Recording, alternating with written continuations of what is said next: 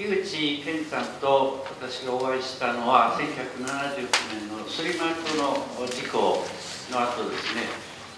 私はこの界隈で、ビラを配って原発反対運動を初めて市民運動を始めたのがその時で、当時、私たち緑の会という名称で西荻窪のですね、喫茶店本屋ら堂というところで毎週木曜日集まって、それで何とかしようということで活動を始めました。それが私の一番最初なんですが、その時、その中に教科書会社の西村さんという非常に優れた方がいらっしゃって、それで樋口さんをお呼びしてくれたんです。それで、私は個人的には、医学的な問題から、1970年代初めから、公害の問題ずっと水俣病、痛々病、あるいは薬害の相撲病などに取り組んできたもんですから、会社を辞めてからですね、ですからそこで結局私が求めていたもの、一番求めていたものは、理論的なことではなく現実に被爆がどういうふうに出るかということを一番知りたかったんです。もちろん南太平洋の核実験場などではたくさんの被爆の方が出ています。そういう方を写真家の島田康生さんたちが私たちに教えてくださり、たくさんの方と、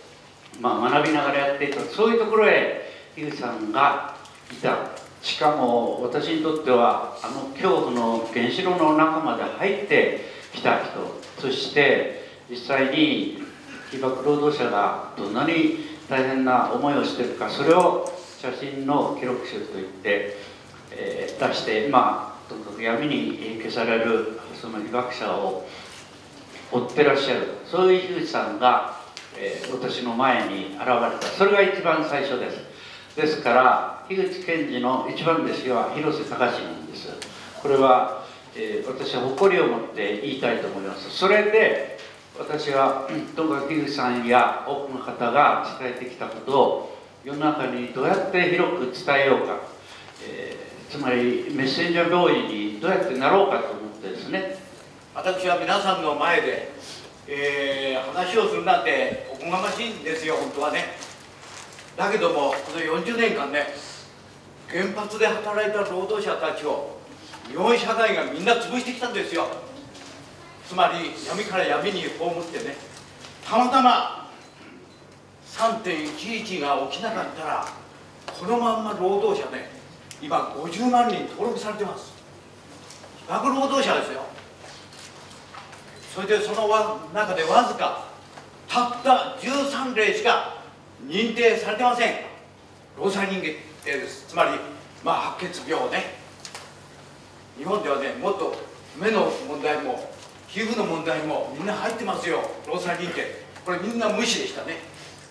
それで一応50ミリシーベットを超えてればその対象になるんですけどね、日本残念ながら内部被爆のことは一切無視です。この内部被爆の話はこれからしながら、なんでと、おそらくね、内部被爆をやったらね、皆さんほとんどの労働者はそうあれですよ、そう本当に労災認定を受けるようになると思います。めちゃくちゃ原発行政ね、大体原発っていうのは最初から無責任で始まってるんですよ、こんなもの。私がね、今から40年も前に日本原電でね、まず廃棄物ね、ドラム缶、この館が山の中にあるんですよ。知らねえだろ。敦賀原発の山の中にこれも取らせてくれまして、それでこれいっぱいになったらどないするんですかって言ったらね、国が考えてくれてるんじゃないかと思いますってね。この時にこれはもうダメだと、日本は本当に。だから今もうめちゃくちゃのところをね、つまり誰も住めない地域があるわけですよ。もう本当に残念ながらそこへ暫定的に入れちゃいって言ってるんですよ。これ入れちゃったらどうなりますか。もう一生廃棄物貯蔵施設になるんだ。そういうのが日本の今原子力行政。原発のね、この被爆労働者はね、本当皆さ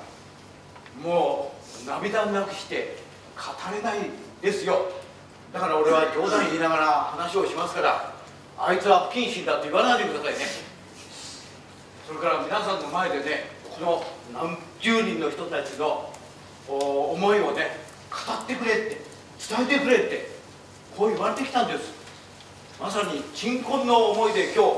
話ができるということは、私にとっては大変幸せなことだと思います。そういう意味で本当に感謝の言葉しかありません。ありがとうございます。さて、それじゃあ本題に入りましょう。